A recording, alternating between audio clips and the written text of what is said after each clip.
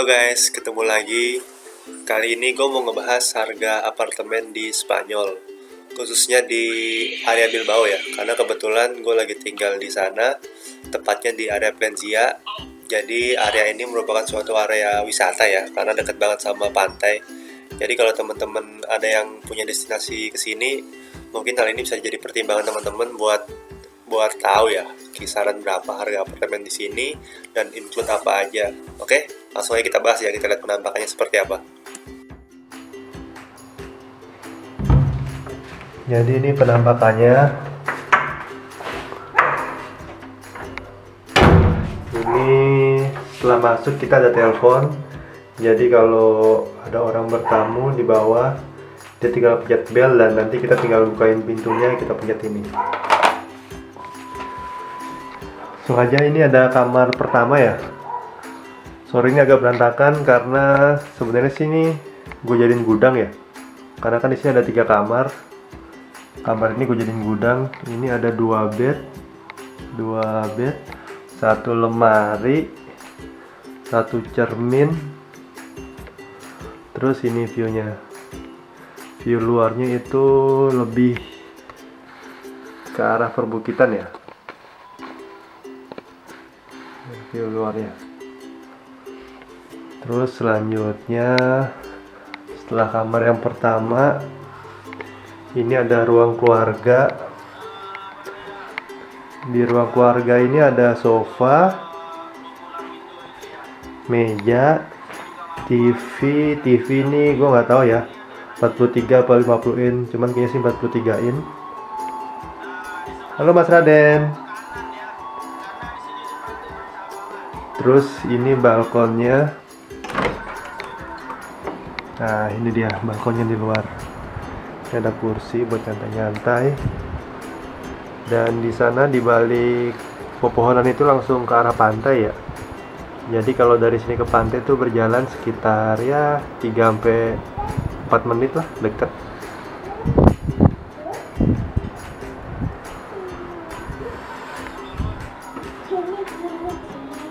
Nah, terus di sini gue make wireless dari Movistar ya. Ini sebenarnya sih nggak masuk ke dalam paket apartemen ini. Cuman ini kemarin gue masang sendiri. Itu biaya sekitar 38 euro. Untuk wifi kita bisa koneksi sampai 6 apa 7 device, gue lupa itu. Unlimited, sama kita dapat 1 kartu. Ini dari provider O2. 1 kartu itu bisa dapat kuota sekitar 50 giga ya. Terus kalau kuota nelponnya sih gue lupa berapa menit itu. Worth it lah kalau buat di Eropa, harga segitu. Selanjutnya kita masuk ke kamar kedua ya. Ini kamar kedua, ada 1 tempat tidur. Kecil sih tempat tidur, yang nggak gede. Ini kayak tempat tidur dikhususkan buat anak kecil ya. Terus 1 meja sama rak ya, buat naruh-naruh perlengkapan lah. Sama 1 lemari. Nah, ini viewnya itu menghadap ke apartemen ya. Apartemen yang lain tuh ada jalan di sana.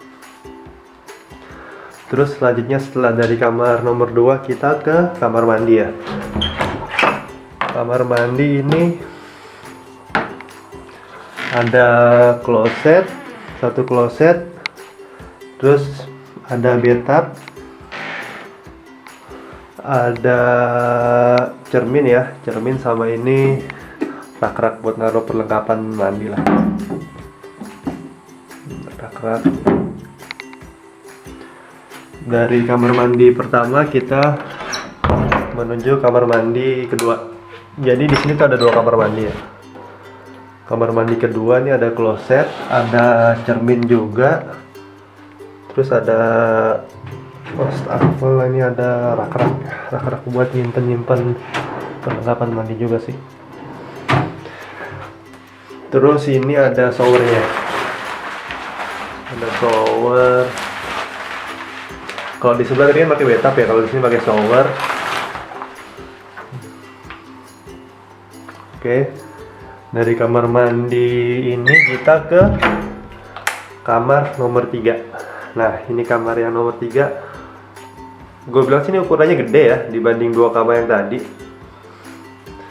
Ini satu tempat tidur nih, ada lemari buat pakaian, buat lemari pakaian. Ini buat naro, entahlah buat naro apa ya, perkakas apa. Itu ada rak buat rak buku. Ini ada satu colokan. Oh ya, gue lupa jelasin. Ini satu colokan.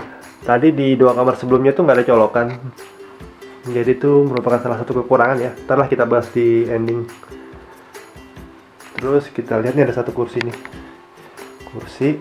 Kita lihat view-nya itu mengarah ke apa ya? Kebun pekarangan kali ya. Lebih ke pekarangan. Ada apartemen yang lain.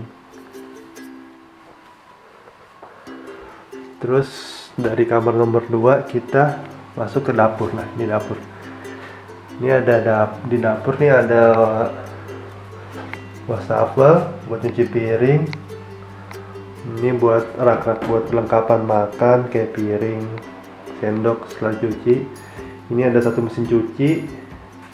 Ini ada kompor, ada hot plate, ada oven juga ini.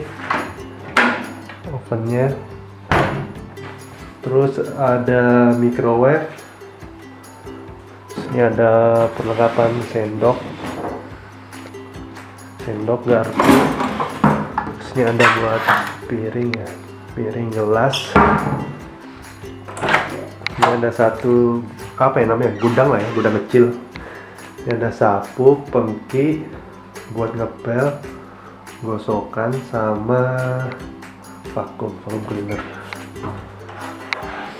Nah, ini meja makannya. Meja makan sih menurut gue simple lah ya, kayu-kayu biasa gitu, cuman cukup lah kalau buat keluarga. Ini meja makan. Ini view dari dapur hampir sama kayak view dari kamar sih, karena menghadapnya sama-sama ke belakang ya. Itu ada pekarangan dan ada apartemen lain. Ini tempat jemur, kita jemurnya digantung ya. Ini ada heater untuk pemanas air. Ini ada kulkas, fasilitasnya tuh kulkas 3 pintu ya. Kulkas buat freezer paling bawah, buat naruh sayur sama buat ya minuman, telur segala macam yang atas. Oke, buat ruangannya sih itu aja. Selanjutnya kita bahas kelebihan dan kekurangannya ya.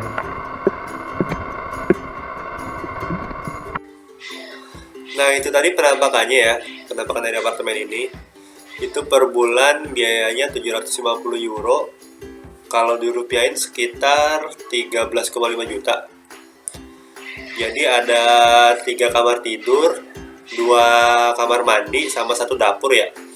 Itu ada TV, tadi 43 in, terus sofa, ada mesin cuci, peralatan masak, sama kulkas, sama microwave. Mungkin gue mau membahas kekurangannya. Kekurangannya itu karena kan apartemen ini di lantai 4 sorry. Itu nggak ada lift, butuh tangga. Jadi kalau kita mau bawa banyak barang itu agak capek lah, agak kesusahan. Itu kekurangan yang pertama. Terus kekurangan yang kedua itu tadi di 2 kamar yang pertama itu nggak ada colokan ya. Nah, itu agak susah itu sepertinya. Jadi nggak ada colokan di sana. Mungkin kalau buat keluarga yang nempatin 3 kamar itu harus sediain colokan, bawa roll kali ya, bikin roll sendiri itu untuk ngecas handphone dan segala macam. Kalau menurut gue sih harga segitu untuk satu keluarga dengan anak dan istri worth it banget ya, dan bisa dibilang udah murah lah harga segitu. Biasanya kalau yang bukan keluarga, pelajar atau buat teman-teman yang kesini yang bareng-bareng itu biasanya dia sharing satu apartemen itu bisa 2 apa 3 orang ya. 750 euro itu bisa dibagi 2 atau 3. Dan dari biaya-biaya tadi masih ada biaya lain sih, seperti biaya listrik, gas, sama apa? Gue lupa. Listrik, gas, sama air itu per bulan sekitar 100 euro. per bulan sekitar 100 euro. Tapi kalau untuk musim dingin, winter itu bisa lebih, bisa sekitar 120 sampai 130 euro. Karena kan pada saat musim dingin kita sering nyalain heater ya, dan itu gasnya emang agak boros. Terus ada biaya tambahan lagi, biaya kebersihan.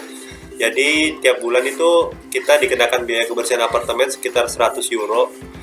Itu dia ngebersihin area tangga sama area luar, sama biaya wifi ya. Kan karena emang wifi nggak masuk ke dalam paket apartemen ini, jadi kita ada tambahan biaya wifi itu 38 euro ya. Kalau di rupiahin itu sekitar 600 lah, 600 sampai 700 ribu. Jadi total itu ada 750 biaya apartemen per bulan, 100 euro biaya kebersihan, sama 100 euro lagi biaya air, gas, dan listrik. Totalnya udah 950 euro ya, 950 euro sama biaya wifi 38 ya, 1000 lah, 1000 euro kurang dikit. Total itu sekitar, kalau 1000 euro kalau dengan kurs sekarang sekitar 17 juta lah ya, 17 juta lebih dikit, nggak nyampe 18 juta. Buat gue sih itu sih masih terhitung murah ya, karena untuk standar Eropa ya harga segitu masih wajar lah.